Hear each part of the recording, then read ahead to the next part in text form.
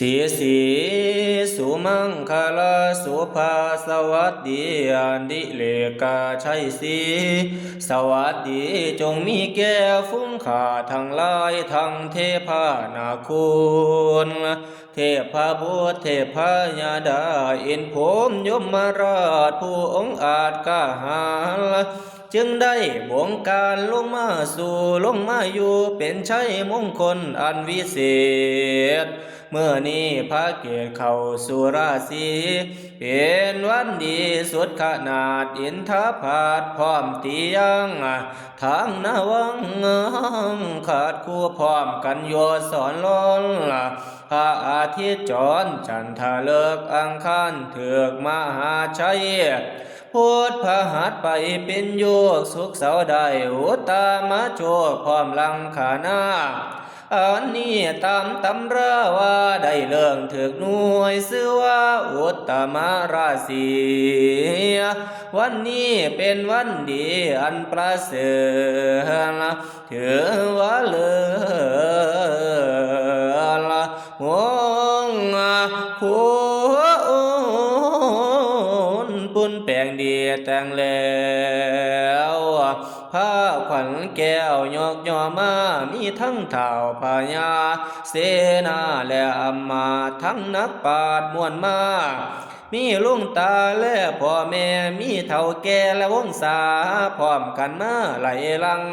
มาห่มนางอยู่ส้นล้นตาสวรรค์บุญหลายหลางบ่พัดภาคไปไกลมาห่วมใจละสวมซื่นญาติบ้านอื่นมาหาจึงได้ลาบิดามารดาออกไปบวชหวังไปสวดบำเพ็ญศีลดังพระอินทร์ถวายบาทพรหมราชโยพานถวายท่านแก่พระศรีทาข้าวพระบาทออกบรรพชาเหนือฟังน้ำอนุมาทั้งน้อยฉันและมามิงล่ายอดแก้วกิ่งพิมพ์ผ้าทั้งราหุนออกบวชไปพระหนวดเจ้ามีใจในธรรมอลัมเลิศก็ได้มาเกิดในท้องมารดาแม่ได้เลี้ยงมาเป็นอันยากเลี้ยงลำบากทุกวันคืนตั้งแต่อยู่ในอุทธรท้องแม่ก็ลำบากแท้หึงนานเทียรการหนักน่วงท้องแม่ก็คอยเพียโอ้เจ้าก็อยู่ในท้องแม่มารดาได้10 เดือนถ่วนทนสามารถแล้วเจ้าก็จึงคลอดจากท้องมารดาม่วมท้องแม่มาแล้วลูกแก้วแม่เป็นผู้ชายฝูงตายายเจ้าก็สมซื่อล่างคนได้เมตผ้ามาตัดสายแห่สายบือล่างคนเถือกระบวยอาบน้ำล่างคนจึงเอาผ้าผืนกว้างมาตุ่มห่อแม่ก็อุ้มเจ้าเข้าใส่เนยโอ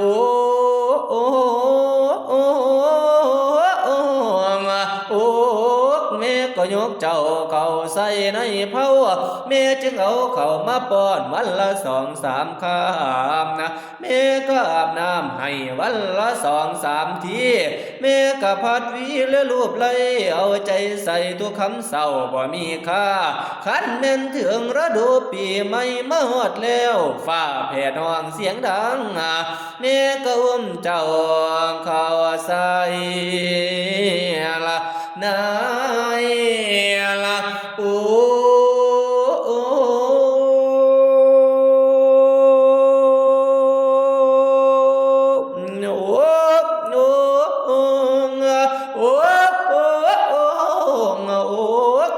แม่ก็ยกเจ้าเข้าใส่ในอัวอุ้มสู่เจ้าให้กินนมแม่แล้วคันแม่นเลี้ยงใหญ่แล้วพ่อแล่นไปแล่นมาตามภาษาเด็กอ่อนละสาสนหนาแล้วใหญ่เป็นครู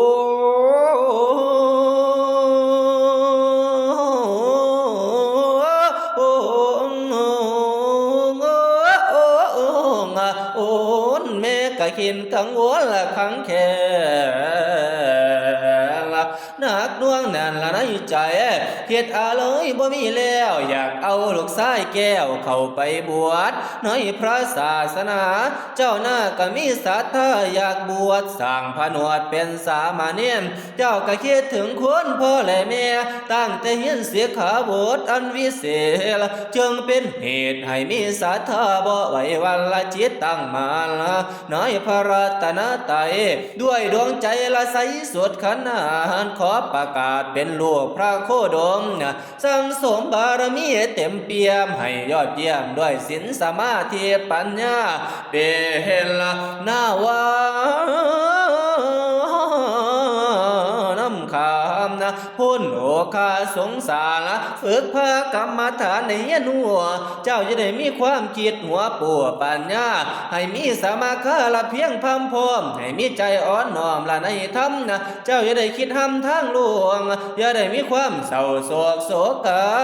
ให้มีดวงปัญญาแจ้งส่องให้บรรลุปองมรรคผลเป็นพระอริยบุคคลผู้ประเสริฐให้บังเกิดแจ้งแห่งพระนิพพานให้มีบริวารเหมือนพระศิวลีมีฤทธิ์เหมือนพระโมคคัลลาขอให้มีปัญญาเหมือนพระสารีบุตรให้บริสุทธิ์เหมือนพระกัจจายแผ่ไปบุญแก่พระผู้บังเกิดเก่าตราบต่อเท่าพี่น้องที่มาหาผู้เฒ่าเพิ่นจึงได้ไปอาราละข้าน้อง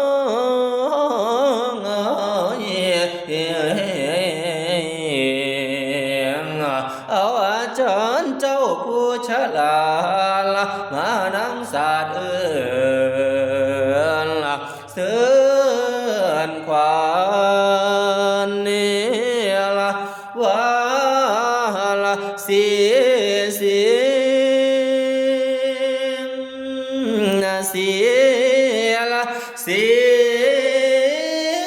ง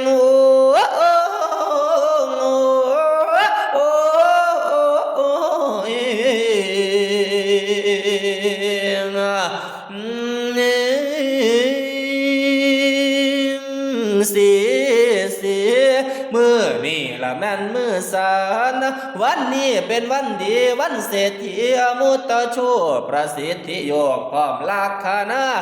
ไหวปุตตาก็จึงได้มาสู่ไหวพ่อปู่ก็จึงได้มาหาตามภาษีภาษาคอยนี่เป็นผู้เฒ่าหูสร้างเว้ากล่าวเส้นขวาละว่า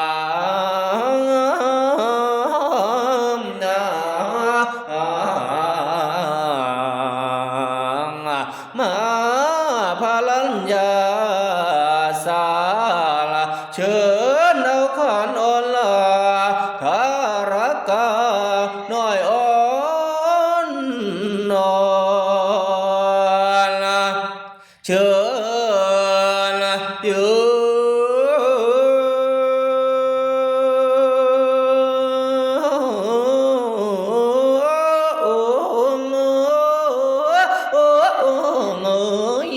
เสือเอาขวานทอนเท้าให้ไว้เฝ้าให้ตาวมาให้ตาวมา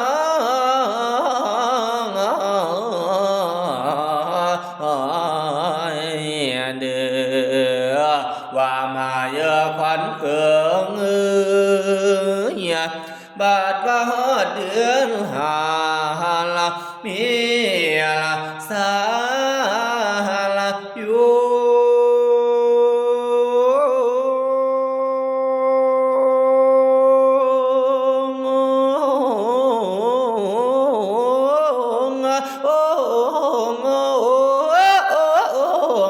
โอนต้นปีใหม่แสงอาทิตย์ผัดแห้งมาไอแมงเขี้ยวผัดแห้งตอมฟังเสียงนกน้อยห้องนกน้อยห้องละเกียกลางสังลิกันเขาก็อ่อละเสียงละส่วนกันเบียนเมื่อน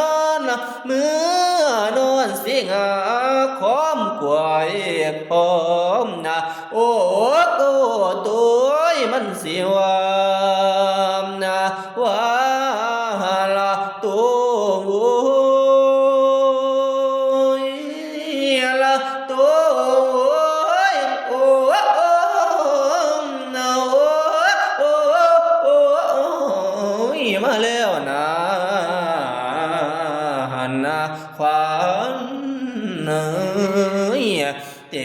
ค่าให้เจ้าน้ำมาค่าทองดาวมีทั้งกล้วยงาและมันละเสียงแกงสลุและหมวกไก่ได้แล้วใส่ทางมาฝูงวงศาและญาติพี่น้อง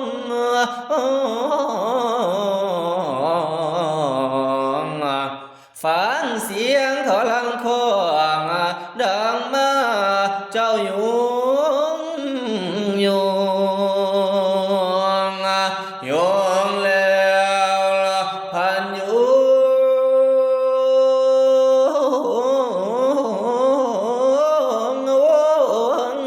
โอ้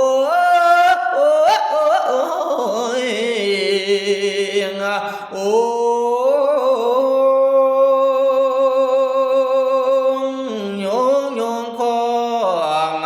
เจ้าหัวพอเพิ่นตีมาโยงคอง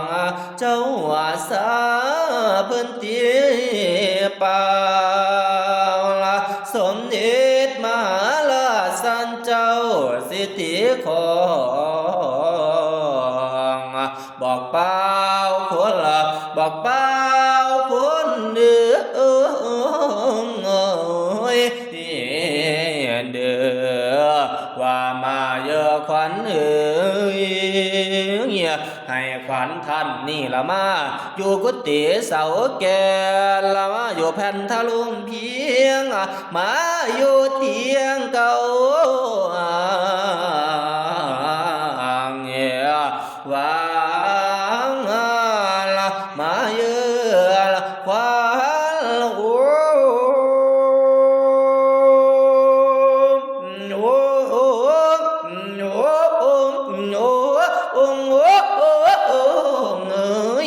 ว่ามาเยอะขวัญเอ๋ยขวัญละผู้เป็นกากนั้นให้เจ้ามาอยู่แวนไว้ขวัญผู้เป็นวัดและเป็นไอ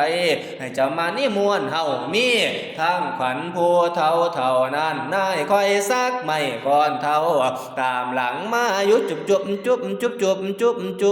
บว่าเนอว่ามาเยอะขวัญเอ๋ยมานำทางเป็นคนทองมานำทองเป็นคนทางมานำทางเส้นกว้างไม่ค่อยขวางน้ำหนาบาดว่าน้ำล้นห่วยให้ขวัญเจ้านี้คอยลอยมาอยู่บาดว่าน้ำท่วมหูท่วมน้อยให้ขวัญเจ้านี้ขี่เหือไม่เหี่ยวลมพัดเสียละเกี่ยวโอ้โอ้โอ้โอ้โอ้โอ้ขวัญลาให้เต้ามาให้เต้ามาเด้อว่ามาเยอะขวัญเนยขอให้ขวัญเจ้านางนี้พ้นจากศัตรูเพศอยู่สวัสดีจัตตารโอธรรมา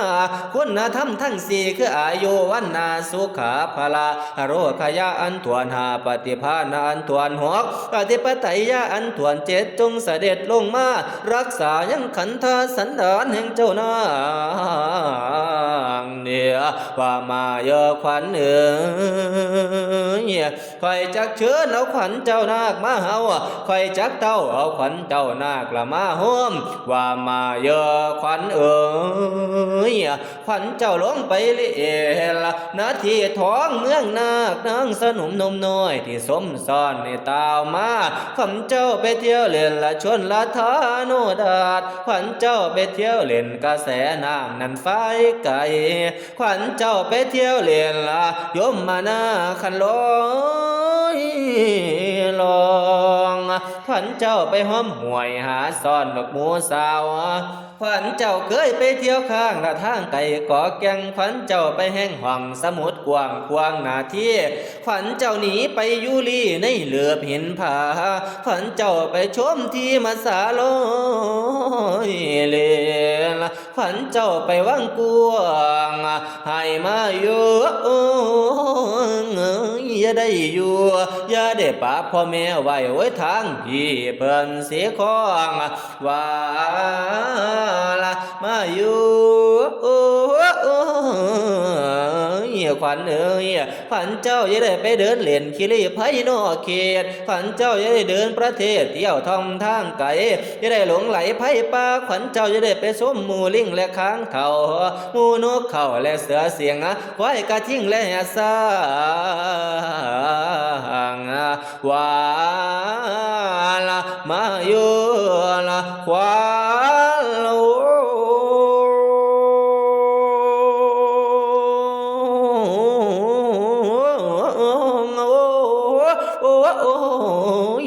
ให้เจ้าละเข้ามาอยู่เข้ามาสู่ชายข้าให้เข้ามาเตรียมตัวบวชให้เข้ามาผนวดเป็นละสงฆ์ให้เจ้าลงมาอยู่ลงมาสู่สังฆาปฏิมายอดแก้วใจพ่องแผ่วเหลือหลายย่ำเดือนอย่าได้ลวงให้เจ้าห่วงข้องทำให้เจ้านำข้องคูให้มาอยู่จำศีลให้มากินข้าวบาทมานั่งศาสตร์ละน้ำสงฆ์ให้มาลงในโบสถ์ละความโกรธและโทสาให้เจ้าได้เทศนาสอนสั่งให้เจ้านั่งเป็นสมภารให้เจ้าเป็นอาจารย์นักบวชให้เจ้าได้สวดปาฏิโมกขังให้เจ้าฝังในศาสตร์ให้ฉลาดเหนือคนว่ามาเยอะขวัญจัตตารโอธรรมาวัฏันติอายุวันโนสุขังพลังขอให้เจ้านาคนี้มีอายุยืนยาววันนาขาวผิวผ่องผิวเจ้าของละงามเงอคนสอนของผ่างามสง่าละถือศีลให้ได้ยินเสียงเทพประนมเกศเกษาให้ลือสาศาสนาของพระพุทธเจ้า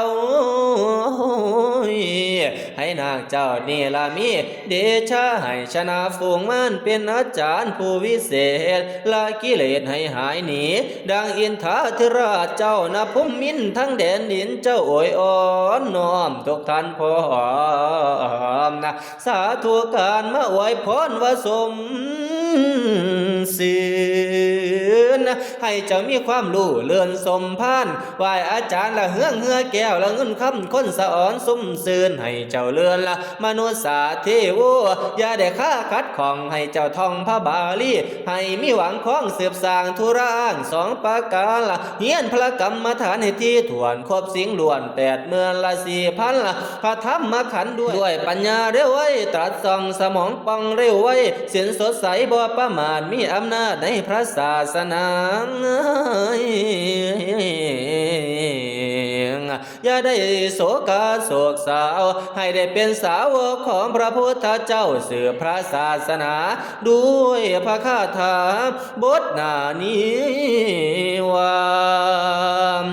อาทิยาอาทิเยละอาทิยามนะอาทิเย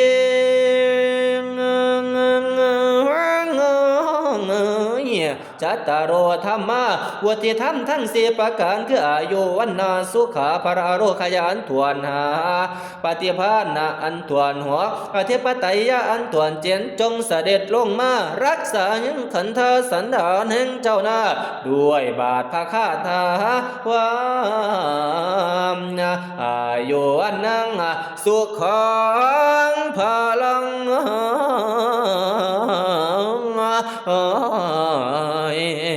นางว่าแล้วก็จึงบ่ายเอาฝ่ายอ้อมแก้วละว่าละหงคู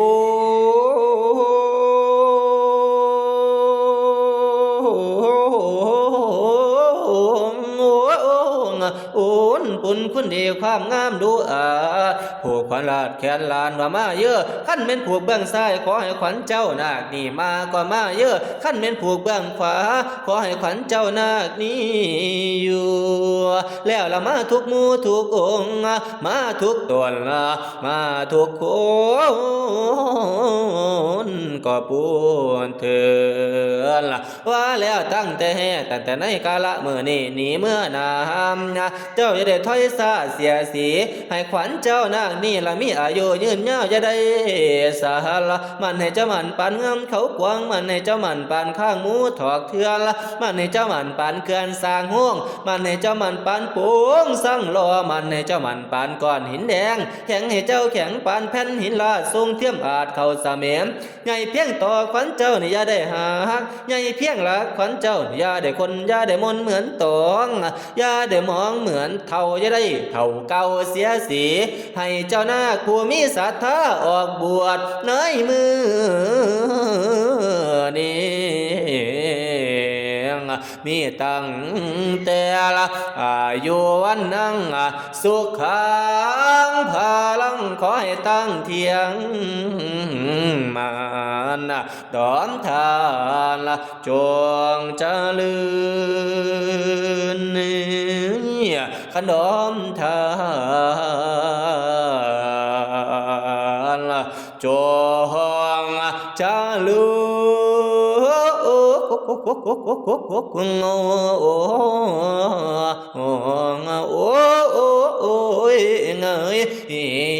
ญเด้อ